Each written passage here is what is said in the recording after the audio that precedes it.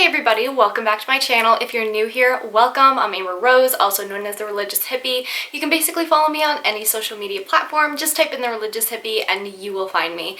So I don't know if you can tell, but I have a new addition to my little prayer wall. It is So this picture right here was my great-great-grandmother's. It's a 60-year-old family heirloom, and somebody else said that they had one very similar, but as far as I know, not many were made. It's hand-painted. And it's a gorgeous picture of the Sacred Heart, and so I decided to put this one up other than the one that I got from the store. I'm going to give that one to a friend, just because this one's special, you know? And then I ordered an Immaculate Heart of Mary picture that's about the same size. I couldn't get it exact, but it's about the same, and it's going to go in that corner over there, so I'm super excited. But that's not what we're talking about today. Today we're going to be talking about 5 ways you can pray without ceasing. Let me just get my little bullet point here, because y'all know me.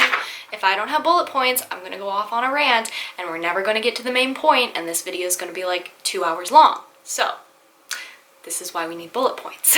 So these are some tips that have really personally helped me to pray without ceasing, and I hope they will help you guys. But first, before we get into that, I want you guys to go read 1 Thessalonians 5, 16 through 18. You guys can pause the video and then come back. Now that chapter is where we get the phrase, pray without ceasing. So it's important to have some context, so I just wanted you guys to read that so that you guys understand kind of what we're talking about. Now, let's get on with it. So the first thing I'm going to suggest is to practice gratitude first thing in the morning. In other words, when you first wake up in the morning, thank God. Our minds are constantly going. This needs to get done. The car needs to be washed. The dog needs to be fed and taken on a walk, etc. And so taking those first few moments in the day to get on your knees and thank God for preserving you that night, and praying your morning offering or any other prayers that you pray in the morning, it's really beneficial. Now, personally, I found out that 80% of my stress has been reduced. Yes, I did the math, I calculated it. 80% of my stress throughout the entire day has been reduced by simply taking an hour in the morning to pray. No phone, hello? No phone, no music, nothing. Simply just sitting there in silence and praying has reduced my stress by 80%. That is insane, guys. I am such a bucket of bolts. Like, I'm constantly always anxious and stressed, and I don't know what I'm gonna do with this, and something's gonna pop up here. And just taking that hour every single day in the morning before I touch my phone, before I look at my calendar, etc. And I always make sure that when I'm planning out my schedule the night before, I leave that hour in the morning from 7 to 8 a.m. where I have absolutely nothing. Therefore, I never have to worry about missing something or overscheduling myself. I always have that hour to pray. Now, some people might not have an hour. Moms are busy. Kids have work. Moms are busy. People have school and work, and they have other responsibilities. And sometimes it's hard to find that extra hour of prayer. Even a half hour can sometimes be really difficult for people. But I really suggest that you guys strive for this, because if our lives are so busy that we can't even sacrifice, if we can't even give God an hour of our time each day, then there is some chaos that's going on that we really need to reevaluate, and we need to figure out how we can give God that time that's due. Saint Mother Teresa, before they would go out into the slums and save people, they would always spend 1 hour in prayer. And one of the nuns once came to her, and she was just like, Mother Teresa, like, we are, spending this 1 hour in prayer, but there is so much to be done. There are so many people who we could rescue in an hour and give a proper burial to, etc. And Mother Teresa was just like, you're right. I guess we should pray for 2 hours then, because prayer is so, so important in our spiritual life. And so I always think of that story. And I always try to give an hour, if not more, to God, because God knows He deserves so much more. So if you're struggling with this, I highly suggest you wake up an hour early than you normally would. I know some people have to get up at 6 a.m., but get up at 5 a.m. It's a struggle, but you can offer it up and give that hour to God, unless you can give that hour later at night or something of that nature. I always find the morning to be easier though. I'm not really sure why, but personally I found that to be easier. And then of course making sure you're getting decent sleep. Don't be scrolling through Instagram or social media till 4 in the morning. Keep your phone outside of your room, or at the minimum away from your bed. Make sure it's not in arm reach. So for me, my bed is over here. My phone is usually plugged in right here. So my bed is on the other side of the room. I would actually have to physically get up and walk a couple steps to get my phone. And one thing about the morning offering I'm going to say is that I think this prayer is really special because we don't know what our day is going to bring. We haven't lived it yet. We can't tell the future. We don't know what, crazy things are going to happen today.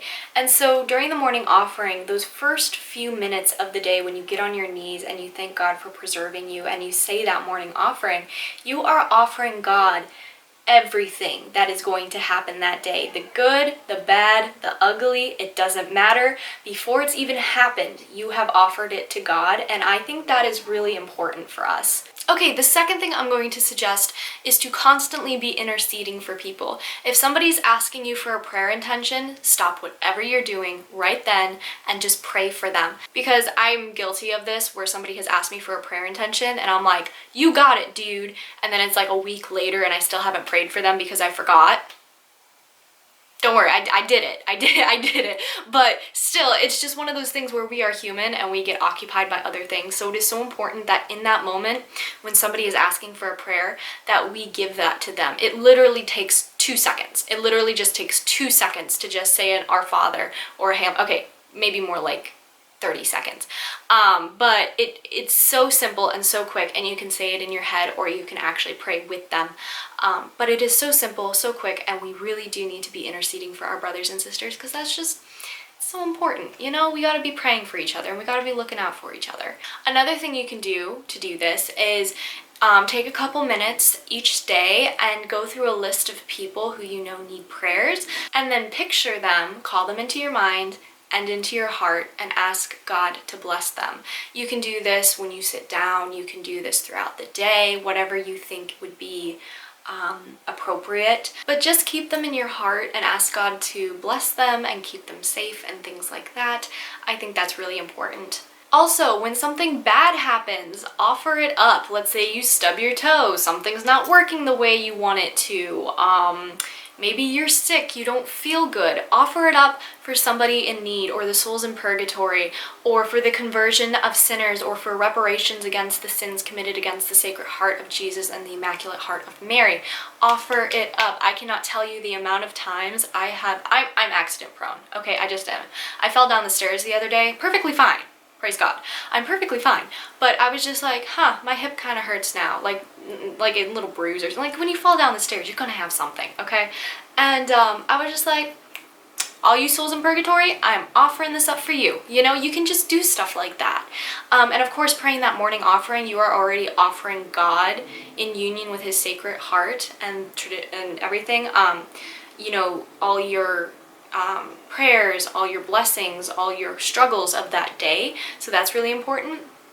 But whenever anything happens, just be like, I offer this up for the conversion of blank, or for the souls in purgatory, or whatever you might think of. Personally, when I'm driving, I'm constantly finding myself asking Our Lady to protect the other drivers.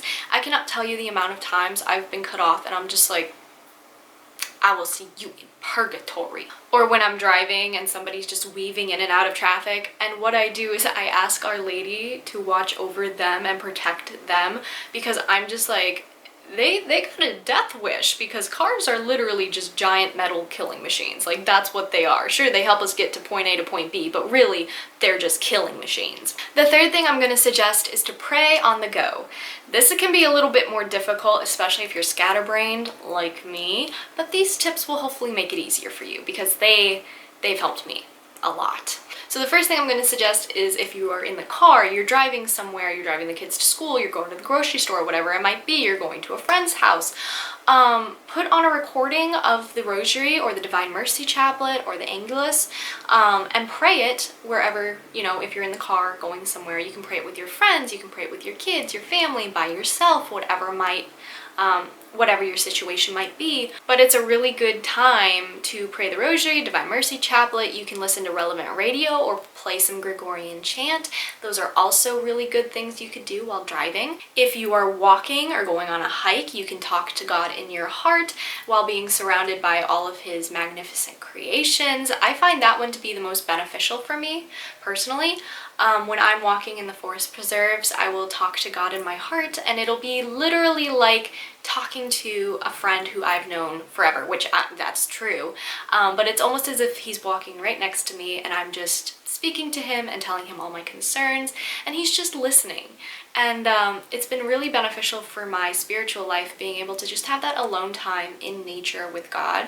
And plus, nature has been proven to be helpful for mental health, especially for those struggling with anxiety and depression. And also, walking in nature for only just 30 minutes actually improves memory and like brain function and stuff, which I need because I'm always forgetting stuff. So I just want to point out there that you do not always need to formally talk to God. You can informally talk to him whenever you are out and about, whenever you think about it, in the morning, in the evening, whatever it might be. You can always talk to God and he will listen. So I just highly suggest that. The fourth thing I suggest is listening to Catholic radio, Catholic music, or just classical music too is actually very helpful. I almost always have relevant radio or some kind of Catholic Gregorian chant or classical music playing in the background when I'm working in my room or in the loft or I'm doing something. And it's actually almost helped me focus more on my faith, because my life should revolve around God. It should revolve around Catholicism, not the other way around. And so by listening to music and radio whenever I can that glorifies God, I just think that's really cool, and we can glorify God even in some ways that we might not have thought of before. Now, yes, I do listen to some secular music. I get this comment all the time. Do you ever listen to secular music? Do you ever do this? Do you ever do that? Yes, I do listen to secular music, but I don't listen to music about sex and drugs and things. There are perfectly good songs out there that don't have any bad words or drugs or anything in the lyrics, and it's very clean, and it's very good music, and it's very appealing, and I listen to those songs. I don't listen to the trash. I mean, why even listen to that stuff? Honestly, it's not good. And number 5, the fifth thing I'm going to suggest is to constantly be asking intercession from other people, but also the saints and Our Lady. I am constantly asking the saints for their intercession. Saint Anthony, I'm always just like, I lost this, please help me. Saint Francis, please watch over my dog who's a complete crackhead and doesn't know where her own feet are 90% of the time.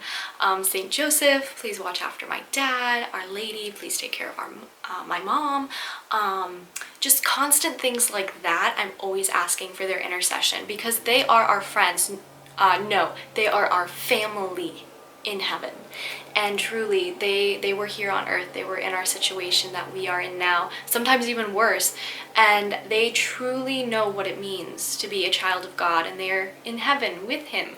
So I think it is only appropriate that we do what they want us to do, which is to ask them for their intercession and to help us. So you can start a devotion or even a novena, which is super great. And also I would highly suggest looking into some more lesser known saints. Some that I'm looking into right now is Saint Barbara. Rapunzel, that you guys know the story of Rapunzel, was actually loosely based off of her, for those that did not know. So Rapunzel is sorta, in a way, a Catholic saint. I know. Some other ones are Saint Drago, which, I mean, you guys already know Saint Drago is the patron saint of coffee and ugly people, but I still feel like he's not really well known.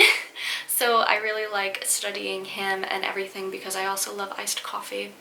And then the other three that I am constantly researching are Saint Nona, Saint Margaret of Antioch, and Saint Bryce of Tours, which I think is really cool. I love all of them, and I'm still looking into their stories a little bit more. Every week I try to look into saints a little bit more and learn about their stories. So this week, those are the people I am researching, and I always pick them out on Sundays, and today is Sunday. So there you go. So I'm still learning quite a bit about them, but I would highly suggest you guys do the same because there are so many amazing saints out there. So don't be afraid to go and ask some lesser known saints for their intercession as well, because they just want to help us just like all the other saints that are more well known, you know? That is their goal, is to help us get to heaven, just like how they made it to heaven. So the best thing we can do is ask for their intercession. I know I said I was only going to do 5, but I'm going to do 6 because I feel like this one's just common sense, but also I didn't add it, and I feel like I need to add it now, and that is thanking God before going to bed. So basically the same idea as in the morning, we do it at night. We spend either an hour, 15 minutes, a half hour in prayer with God before bed, complete silence, no music, no phone, no electronics or anything, and we do a novena, we do the Divine Mercy Chaplet or something of that nature. And you just really spend that time with God, and you thank Him for preserving you this day and for giving you, you know, all the blessings, those which you recognize and those which you have not recognized yet. And just really take that time to thank Him for protecting you. And doing an act of contrition during this time is also very beneficial. You guys will constantly hear me say, always do an examination of conscience and an act of contrition at night. I just think that is a really good way to grow in our faith life, because if we aren't aware of the sins we are committing and we're not aware that certain things are sins, we're not going to be able to change. And so I think it's really beneficial when we go through that nightly examination of conscience and we really analyze our life and ask the Holy Spirit to open our minds and hearts to the truth. And then, of course, going to confession on, you know, when plausible now, is very beneficial as well. But doing that act of contrition before bed is very important. So personally, those are some ways that I pray without ceasing. What are some ways you guys pray without ceasing? And I hope you guys enjoyed this video. I will see y'all in the next video. Bye!